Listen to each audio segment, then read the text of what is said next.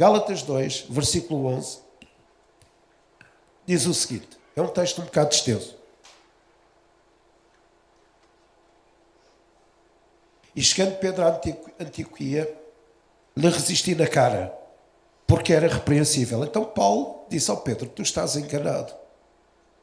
Tu sendo apóstolo, andaste com Jesus, agora deixaste com que o Evangelho não tocasse esta área da tua vida. Porque antes que alguns tivessem chegado da parte de Tiago, comia com os gentios, mas depois de que chegaram, se foi retirando e se apartou deles, temendo os que eram da circuncisão. E os outros judeus também dissimulavam com ele, de maneira que até Barnabé se deixou levar pela sua dissimulação. Até Barnabé, que era apóstolo, foi contagiado pelo facto de Pedro ter adulterado o princípio do Evangelho. Vejam como Pedro, sendo apóstolo, e tinha uma importância extrema na divulgação do Evangelho, naquele momento, ele deixou-se enganar e até influenciou outras pessoas. É Barnabé, que era apóstolo. Mas quando vi que não andavam bem e diretamente conforme a verdade do Evangelho, disse a Pedro na presença de todos, se tu sendo judeu, vives como os gentios e não como judeu, porque obrigas os gentios a viverem como judeus? Então a pergunta é, se nós fomos salvos, resgatados pelo Evangelho, estas áreas da nossa vida estão completamente resgatadas pelo Evangelho, pelo poder do Evangelho penetrante, porque é que nós, em muitas áreas da nossa vida, vivemos como judeus? E sabe o que é que acontece aqui? Os judeus aqui não eram maus. Eles tinham aceito Jesus, eles eram salvos, eles amavam Jesus, eles obedeciam a Jesus, mas eles ainda assim queriam respeitar também a lei. A lei. Queriam respeitar o que não tinha nada a ver com o Evangelho. Nós somos judeus por natureza e não pecadores dentre os gentios, sabendo que o homem não é justificado pelas obras da lei, este era o problema de Pedro, mas pela fé em Jesus Cristo, temos também crido em Cristo Jesus para sermos justificados pela fé em Cristo e não pelas obras da lei, porque quando pelas obras da lei, nenhuma carne será justificada. Então, quando nós temos a tendência para praticar algo que tem a ver com a lei, nada em nós é justificado. Estamos a anular a justiça que nos foi concedida em Cristo, na cruz. Pois, se nós que procuramos ser justificados em Cristo, nós mesmo também somos achados pecadores. É porventura Cristo ministro do pecado? Pergunta Paulo. De maneira nenhuma. Porque se torna a edificar aquilo que destruí, constituo-me a mim mesmo transgressor. Então Paulo destruiu a lei do pecado e da morte em Cristo. Mas agora Pedro estava a tentar edificá-la através das práticas. Porque eu pela lei estou morto para a lei, para viver para Deus. Já estou, agora este é o versículo áureo, não é? Vocês conhecem. Já estou crucificado com Cristo e vivo não mais eu, mas Cristo vive em mim. E pela vida que agora vivo na carne, vivo pela fé do Filho de Deus, o qual me amou e se entregou a si mesmo por mim. Então a pergunta é, o Evangelho é o instrumento poderoso de Deus. Romanos diz que é loucura, não é? Para aqueles que não conhecem Deus. Mas é um instrumento poderoso de Deus para transformar uma geração, uma cidade, um bairro, o seu prédio e a nossa vida. Amém? O Evangelho tem o poder para transformar todas as áreas da nossa vida. Só o Evangelho consegue transformar áreas da nossa vida, todas. É para transformar o nosso prédio através do Evangelho em nós, para transformar o nosso interior, para transformar os nossos sonhos, para transformar a nossa conduta, para transformar o nosso caráter, mas também era suposto o Evangelho transformar esta geração. Era suposto que não houvesse escândalos na igreja, era suposto que não houvesse escândalos na igreja, de forma a que a igreja pudesse, através do Evangelho, pudesse ter impacto na nossa geração e transformar a nossa geração. Porquê que isso não está a acontecer?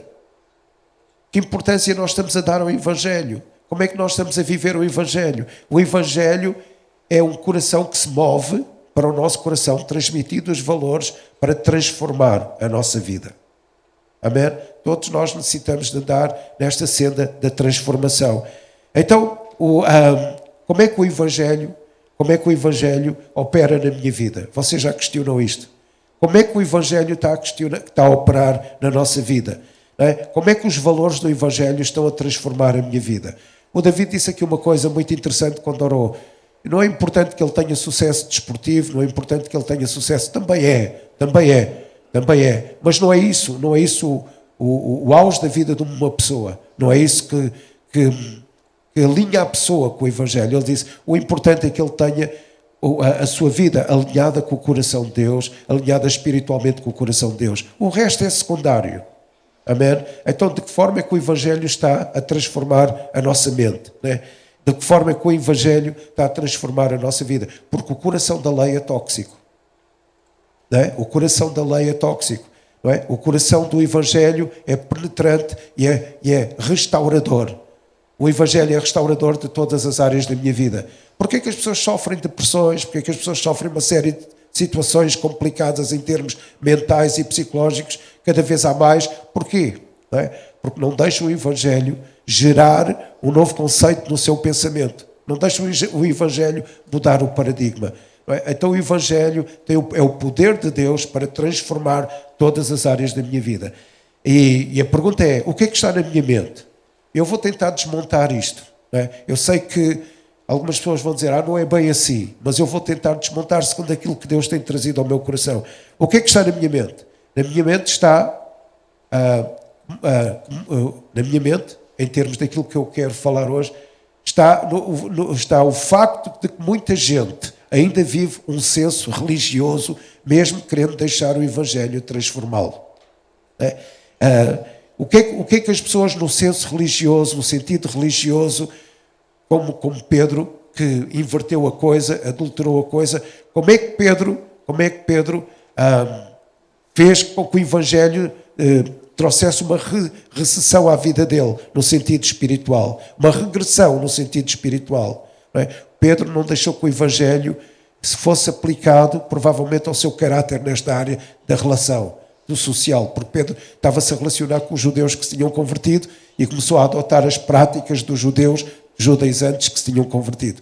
Então a questão é esta, como é que eu deixo o Evangelho transformar a minha vida? O que é que está na minha mente? Na mente de algumas pessoas que aceitaram Jesus está este padrão. Eu tenho que obedecer para poder ser salvo. Eu tenho que obedecer para que a minha vida vá bem. Eu tenho que obedecer para que retire daí algum benefício. Eu tenho que obedecer em todas as áreas, eu tenho que obedecer. Mas o facto é que eu não tenho que obedecer para que a minha vida vá bem. Eu não tenho que... No senso religioso, o pensamento é este. Eu tenho que fazer alguma coisa para que a minha vida dê resultado, para que eu seja salvo. Mas essa é uma mentira, porque no senso do Evangelho, na forma como o Evangelho trabalha na minha vida, o padrão é diferente. O que é que diz o Evangelho? Eu faço alguma coisa porque eu sou salvo. Eu faço alguma coisa porque a minha vida está bem. Eu faço alguma coisa porque o meu coração é puro. Não é o que diz a Bíblia? O que é que diz lá a Bíblia em Mateus 5:8? Bem-aventurados os puros de coração. Porquê? Porque eles verão a Deus. A pergunta é, porquê é que nós não vemos a Deus? Em todas as áreas da nossa vida. Bem-aventurados os puros de coração, porque eles verão a Deus. Então eu tenho que deixar que o Evangelho purifique o meu coração, de forma a que eu veja quem Deus é, o coração de Deus, para poder realizar da forma como Deus realiza. Então muita gente pensa assim, eu vou fazer alguma coisa para poder ser salvo. Eu vou obedecer para poder ter um benefício. Eu vou obedecer para andar bem. Eu vou obedecer para ter riqueza. Mas o Evangelho fala-me de outra forma. Diz, eu obedeço porque eu já estou bem. Eu obedeço porque eu já sou salvo. Vocês estão a entender? Deixa o Espírito Santo falar ao seu coração. Não é? Vou dar um exemplo. Muita gente diz assim, eu quero ser usado por Deus. E parece que o fundamento da sua vida é ser usado por Deus. Mas se o fundamento da minha vida é apenas ser usado por Deus, é um fundamento muito frágil, muito débil. Um fundamento que não colhe à luz do poder do Evangelho. Vou-lhe dizer porquê. Deus também usou Satanás. E, no entanto, o Evangelho não mudou o coração de Satanás. Deus também usou a burra de Balaão. E, no entanto, o Evangelho não mudou não mudou a burra de Balaão. O Evangelho também usou Ciro. Deus também usou Ciro e o Evangelho não mudou o coração de Ciro. Então esta forma de eu pensar, eu vou ser usado para alcançar alguma coisa, é um pressuposto frágil. Não, eu vou ser usado porque Deus já fez tudo por mim e eu vou fazer tudo por aquele que já fez tudo por mim. Então eu vou obedecer porque eu já sou salvo. Eu não vou fazer alguma coisa para ser salvo. Vocês entendem a diferença? Eu não vou fazer algo, eu não vou cantar no louvor, eu não vou pregar, eu não vou orar, porque este é o pressuposto. Né? Porque estes judeus, eles tinham Jesus, eles conheciam Jesus, eles amavam Jesus, mas o pressuposto é este: eles também oravam, eles também liam a Bíblia, eles também cantavam louvores, mas eles faziam isto tudo tendo em conta que se fizessem, eles seriam salvos por fazer isto tudo. Daí depois adotarem as práticas judaizantes e a tentarem infringir, fazer com que os gentios também as praticassem. Então o princípio é: eu vou ser usado para ser salvo? Não, eu sou salvo e por isso eu desejo ser usado. Eu vou ser usado para esconder a minha impureza? Não, eu vou ser usado porque diz a Bíblia: bem-aventurado aqueles que são puros de coração, porque eles verão a Deus. Então porquê que eu vou ser usado?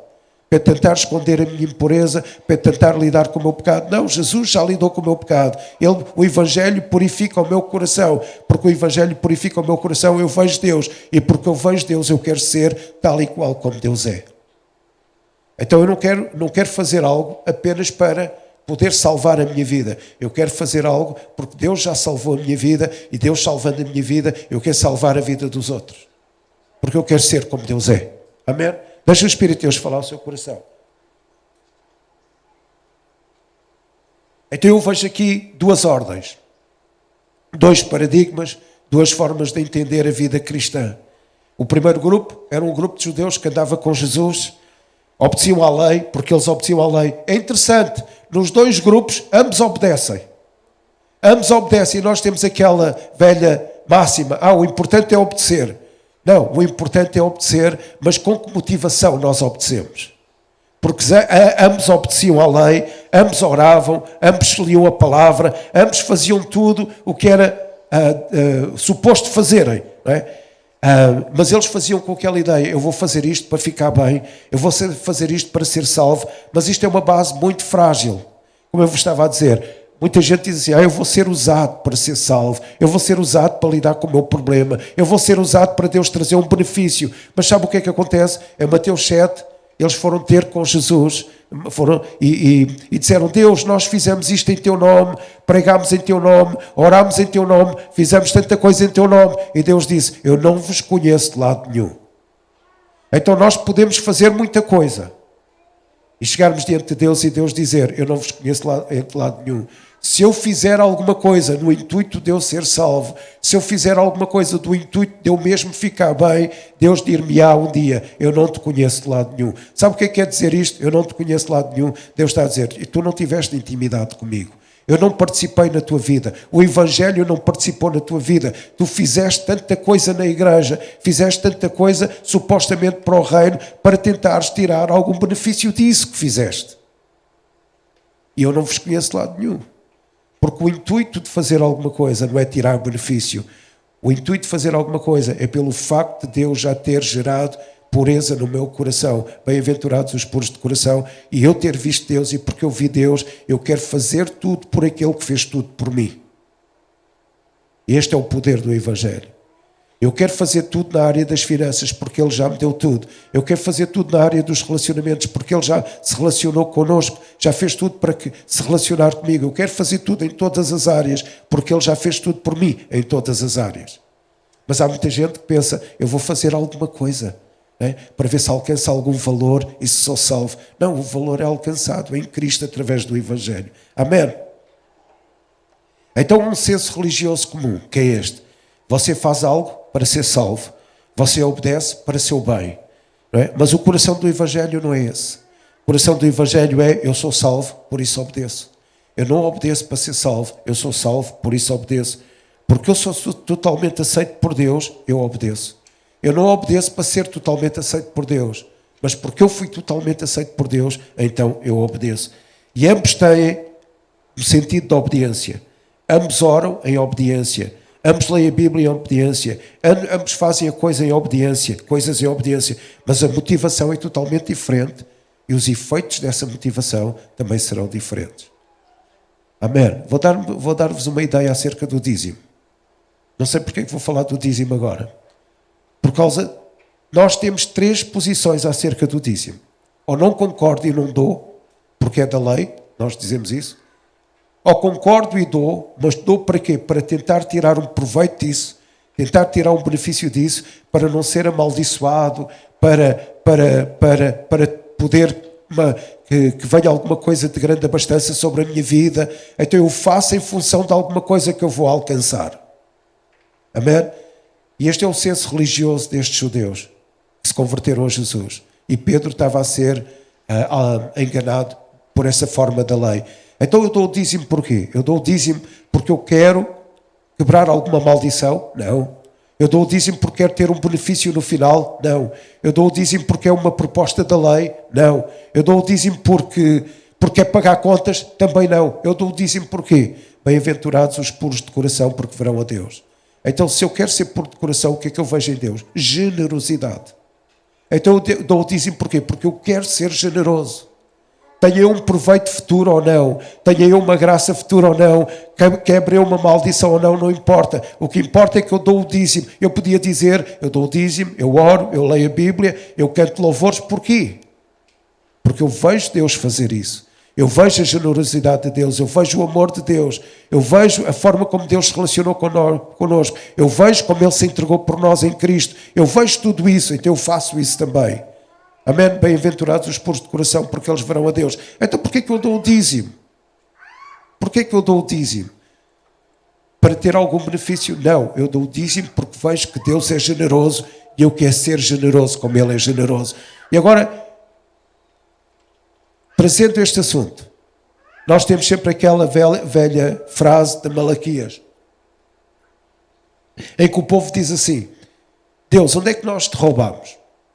E Deus diz: vocês me roubaram nos dízimos e nas ofertas.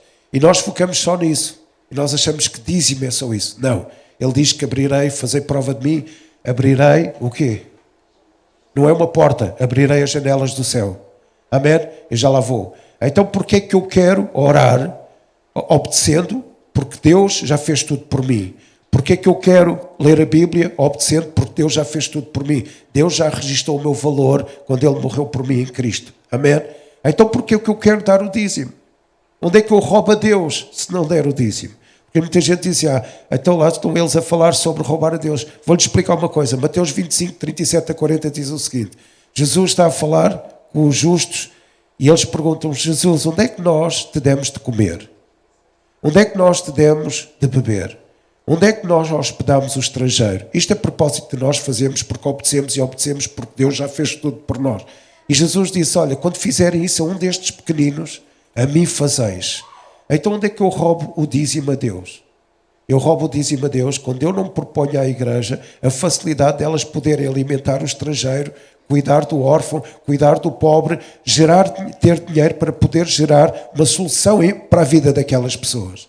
Porque Deus não vem cá abaixo solucionar a vida dessas pessoas. Deus não vem dar comida a quem tem fome. Deus não vem dar condições de vida a quem precisa. Quem é que faz isso? Nós, a igreja. Nós somos o corpo que age. Então, porquê é que eu dou o dízimo? Para não roubar a essas pessoas a oportunidade de Deus as abençoar. Deixa o Espírito de Deus falar ao seu coração. Eu não quero roubar a estas pessoas a oportunidade de Deus os abençoar. Então porquê é que eu dou o dízimo? Para me safar de uma maldição? Não, eu dou o dízimo para ser generoso. E para mostrar que Deus é generoso com aquelas pessoas que necessitam. Você está a entender? E depois eu dou o dízimo por outra coisa, porque Ele promete uma coisa: abrirei as portas, as janelas do céu. Ele não disse uma porta, disse janelas. E janelas só Deus pode abrir por dentro. Você saiu de casa, fechou a sua porta, você consegue abrir a porta por fora, mas por dentro não consegue abrir as janelas por fora, só as consegue abrir por dentro. Então há coisas que Deus vai fazer exclusivamente na sua vida. Se você entregar o seu dízimo ao Senhor, para quê? Porque você é salvo, você tem valor, você tem pureza no coração, Deus já criou isso no seu coração através do Evangelho, e porque você tem pureza no coração, você vê Deus a ser generoso, e você pensa: eu vou dar para mostrar aos outros que necessitam que Deus é generoso. E eu vou dar, porque se eu for generoso, Deus abrirá uma coisa exclusiva para a minha vida. Ele, quando abre as janelas do céu, abre algo exclusivo para a sua vida. Quando Ele abre as janelas do céu, abre alguma coisa que mais ninguém pode abrir. As portas você abre. As portas outra pessoa abre por fora. Mas as janelas só Deus abre por dentro. Então, quantas vezes nós andamos em busca de alguma coisa de Deus e não conseguimos porque não fomos generosos? Porque no dia que nós formos generosos, no sentido, eu sou salvo, o Evangelho trouxe impacto sobre a minha vida. E porque eu sou salvo, o Evangelho trouxe impacto. Eu vejo Deus generoso, e eu vendo Deus generoso, eu sou generoso, e Deus abrirá as janelas do céu. Quer que Deus abra uma janela de exclusividade na sua vida. Há quantos anos anda à procura de uma resposta de Deus? Porque é que Deus ainda não abriu a janela do céu? Porque você não foi generoso. Não foi generoso com o dinheiro, não foi generoso com a oração, não foi generoso na leitura da Bíblia, não foi generoso.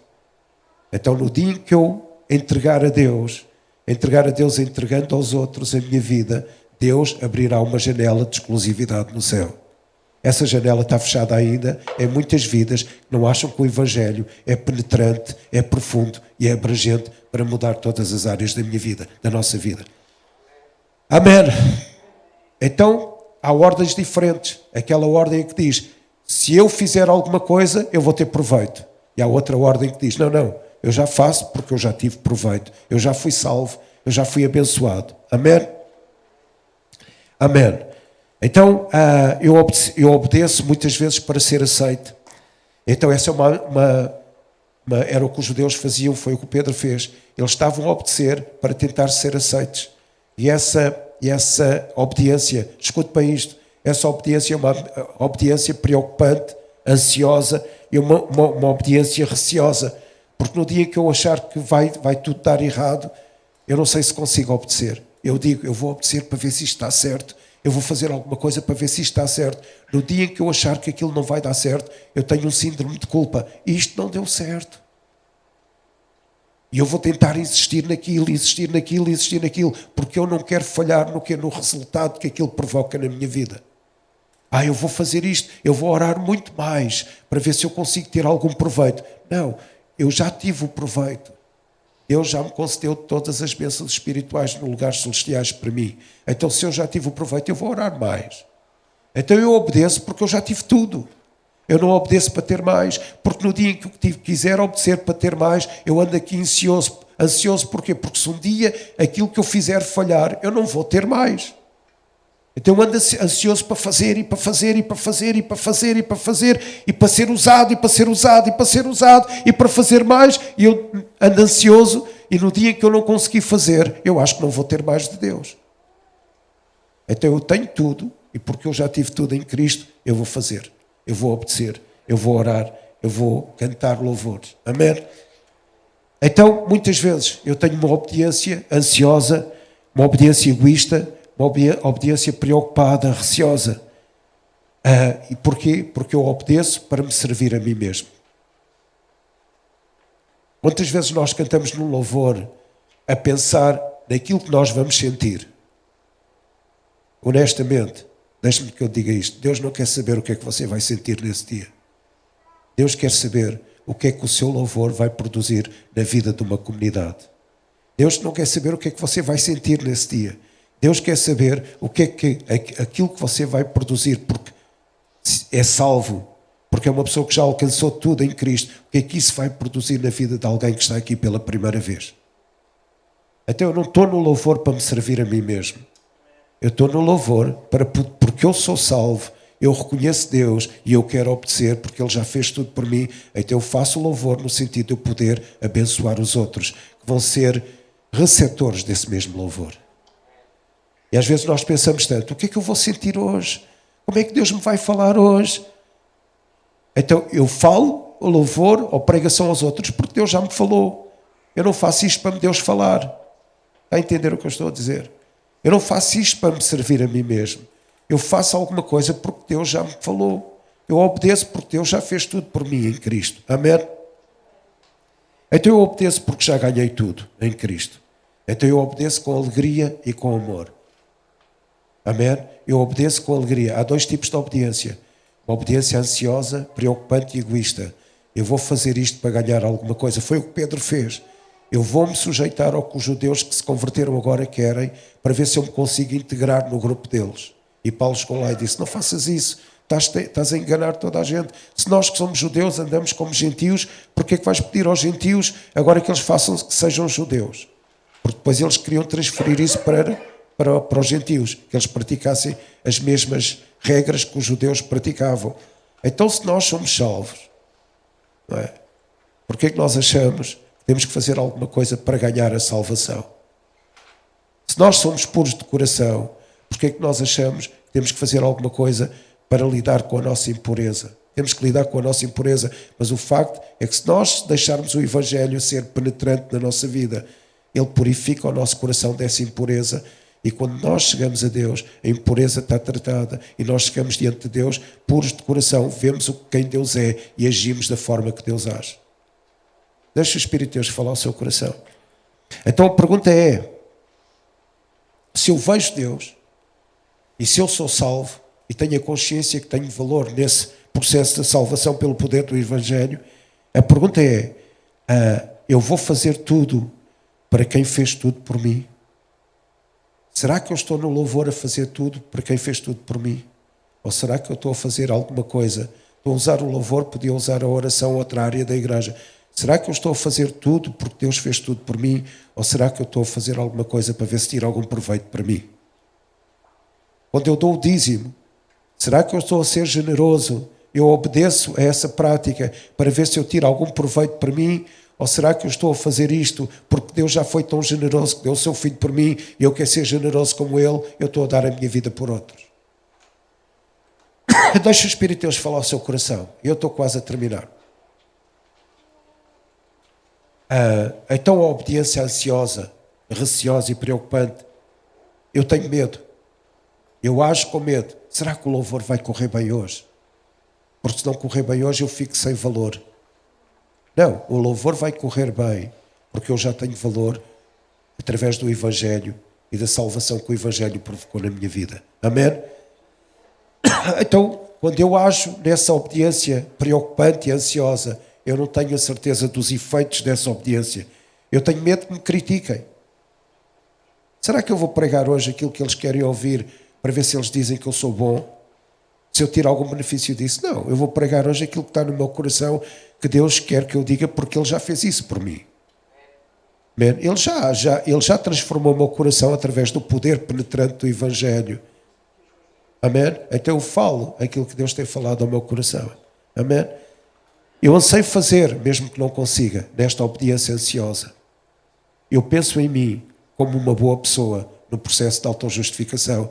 Então quando eu venho para o louvor e acho que estou a fazer uma coisa maravilhosa, eu acho que estou a ser justificado por mim, por a minha ação, porque eu sou mesmo uma boa pessoa. Não, eu sou uma má pessoa.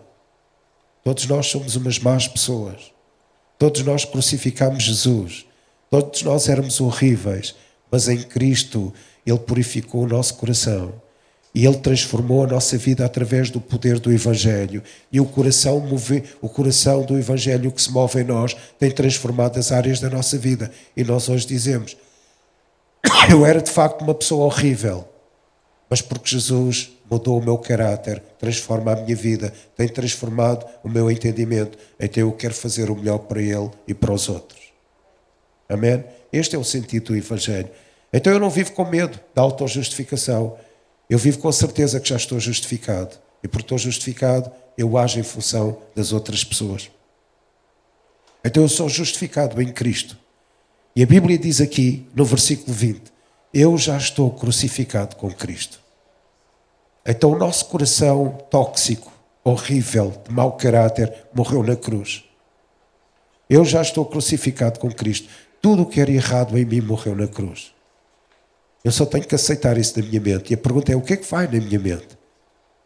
Deixa o Espírito de Deus falar ao seu coração. Tudo o que eu era de horrível morreu na cruz em Cristo. Eu já fui crucificado com Cristo.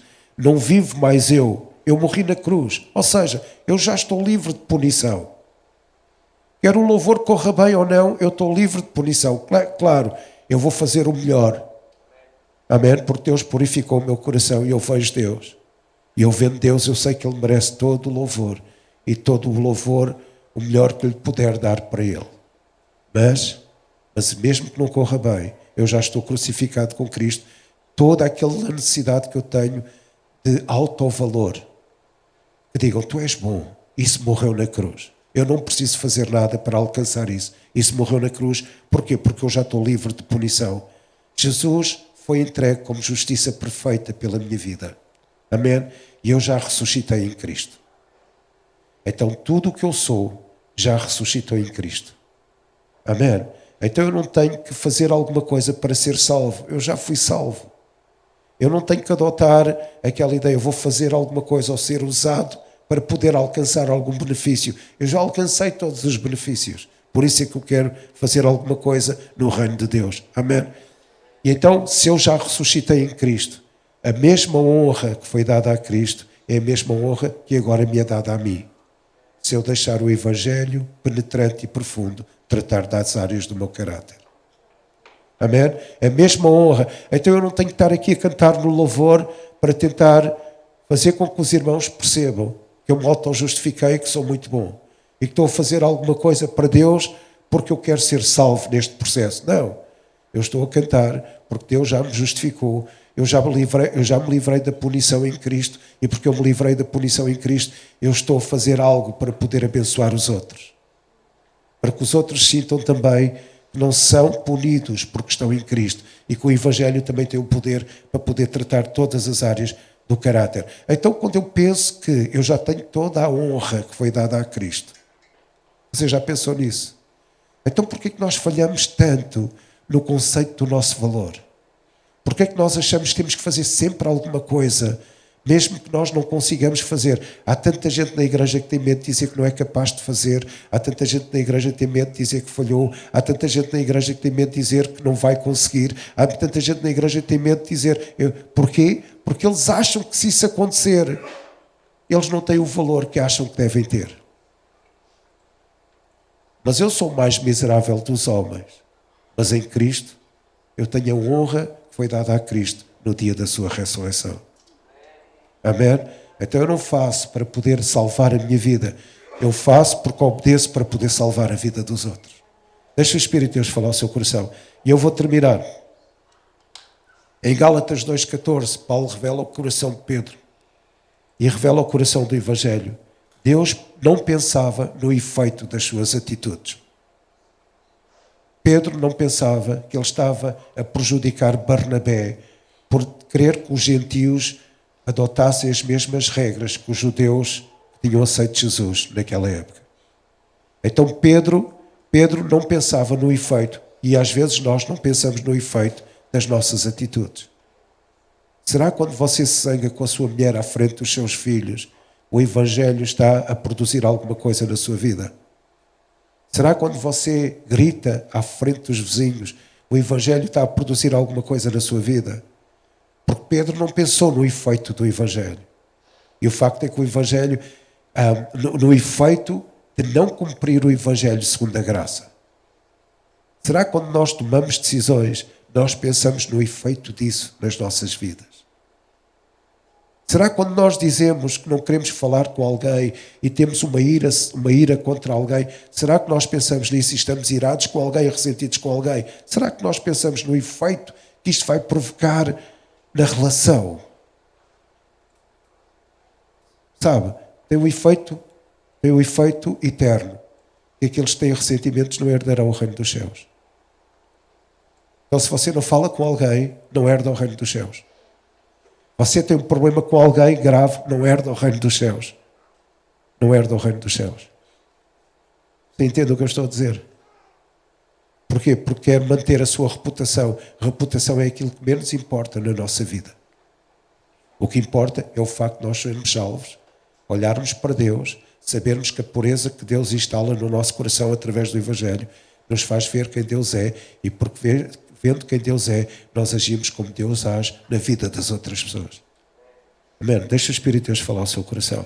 A mesma honra que foi dada a Cristo é-me dada a mim. Então eu não preciso de fazer nada para alcançar valor. Eu não preciso estar aqui... Eu preciso fazer o meu melhor, porque Ele já fez o melhor dele para mim. Amém? Então Paulo exorta Pedro, e vejam, Pedro era um apóstolo. Escute isto bem. Pedro era um apóstolo, andou com Jesus. Foi comissionado a uma missão tão especial e no meio do percurso da vida dele, ele voltou atrás e não deixou que o Evangelho tratasse daquela área do seu caráter. Ao ponto de Paulo ter que chamar a atenção. Sabe porque é que Pedro errou? porque não estava alinhado com o coração do Evangelho. Não estava alinhado com a verdade do Evangelho. E eu vou terminar com esta pergunta. Será que o Evangelho tem implicações em todas as áreas da nossa vida? Será que o Evangelho tem implicações na área? Porque às vezes nós espiritualizamos isto tudo. Não é? O Senhor, se eu der muito, o Senhor me vai dar muito mais. Não é? Mas esquecemos que o Evangelho tem que ter implicações na forma como nós gastamos o dinheiro. Será que eu deixo o Evangelho trazer impacto na minha vida, na forma como eu gasto o dinheiro? Ou será que eu gasto o dinheiro à toa, sem sentido nenhum, e depois ando sempre com problemas? Porque essa história de agir pela fé, só age pela fé, em termos de alguém que gasta aquilo que não tem, se esse fator tiver a ver com aquilo que ela vai fazer no reino de Deus. Deixa o Espírito de Deus falar ao seu coração. Será que o Evangelho tem tido impacto na minha sexualidade? Será que o Evangelho tem tido impacto nas relações que eu tenho com as outras pessoas? Ou eu chego à igreja e vou fugir para casa sozinho, não me relaciono com ninguém, não falo com ninguém, porque me acho mais santo do que os outros? Será que o Evangelho tem impacto nisso? Será que o Evangelho tem impacto na forma como eu trato os outros, na relação? Será que o Evangelho tem impacto na forma como eu abordo o pobre? Será que o Evangelho tem impacto? Agora escute bem, este é o grande problema dos cristãos, da maioria dos cristãos. Será que o Evangelho tem impacto na forma como eu trato o meu passado? Nós trazemos demasiado passado para dentro da igreja. Nós trazemos demasiado passado para dentro da nossa relação com Deus. Nós culpamos sempre o nosso passado pelos nossos erros, mas também nos honramos do passado orgulhoso que tivemos. Quem aceita Jesus, nova criatura é. O passado já passou, coisas novas são feitas hoje. Eu vejo tanta gente nas igrejas a falar do passado. Será que o Evangelho tem impacto na forma como eu carrego ou não o meu passado? Esqueça o passado. Nova criatura é. Será que o Evangelho tem impacto na forma como eu trato a minha família? Será que o Evangelho tem impacto na forma como eu entendo a política?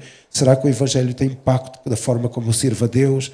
Será que o Evangelho tem impacto em todas as áreas da minha vida? Amém. O Evangelho é profundo e penetrante. É profundo, que vai até às profundezas do meu coração e restaura o valor que eu havia perdido. E agora escuta uma coisa. Nós fazemos tanta coisa na igreja para conquistar o valor. Se nós tivéssemos bem assente na nossa consciência o que é que nos move, muitas vezes o que nos move é o valor que eu vou alcançar naquilo que vou fazer. E nós lutamos para conquistar valor. Eu tenho uma novidade para si. O valor não se conquista. O valor recebe-se. Amém? Você pode fazer tudo para conquistar valor. E cria o mesmo procedimento que Pedro estava a criar. Se eu fizer isto, eu vou ser salvo. Se eu fizer isto, eu vou ter valor. Eu já tenho valor em Cristo. Era o mais miserável dos homens, mas em Cristo eu já tenho valor. Então eu faço não para reconquistar ou conquistar valor. Eu faço porque tenho a certeza que a natureza de Deus já me fez receber esse valor. A natureza do Evangelho já me fez receber esse valor. Se nós entendêssemos isso, nós não fazíamos nada na tentativa de nos autopromover. Nós seríamos usados porque Deus já fez tudo em Cristo por nós. Amém? Então Deus, vou usar o exemplo e vou terminar. O exemplo do dízimo. Eu dou o dízimo porque vi Deus a ser generoso. Eu não dou o dízimo para pagar uma conta, não dou o dízimo para livrar de mim um peso na minha consciência, não dou o dízimo para dizer, já estou descansado, já paguei para me livrar da maldição. Não, a forma como eu dou o dízimo daquela consciência de que, se eu der, eu estou a deixar Deus mostrar que Ele é generoso na vida dos outros. Não na minha vida, na vida dos outros. Também sabendo que alguma coisa se abrirá nos céus exclusiva para mim. Deixa o Espírito de Deus falar ao seu coração. A janela só abre por dentro e só Deus pode abrir a janela. Você não consegue abrir a janela por dentro. Então muita coisa não vem à nossa vida porque nós oramos na perspectiva do nosso valor. Nós lemos a Bíblia na perspectiva. Quantas pessoas dizem, eu já li a Bíblia mais que toda a gente, sou muito bom a ler a Bíblia, na perspectiva do seu valor. Não, eu leio a Bíblia porque eu não tinha valor nenhum. Eu era o mais horrível dos homens e porque Deus purificou o meu coração em Cristo através do Evangelho. Ele fez tudo por mim. Eu leio a Bíblia porque Ele fez tudo por mim. Eu quero conhecer aquilo que Ele diz. Deixa o Espírito de Deus falar ao seu coração. Amém. Então, que Deus abra uma janela hoje para nós, no céu, onde ninguém consegue abrir. Uma janela que se abra por dentro. O que é que você espera de exclusividade de Deus? Seja generoso.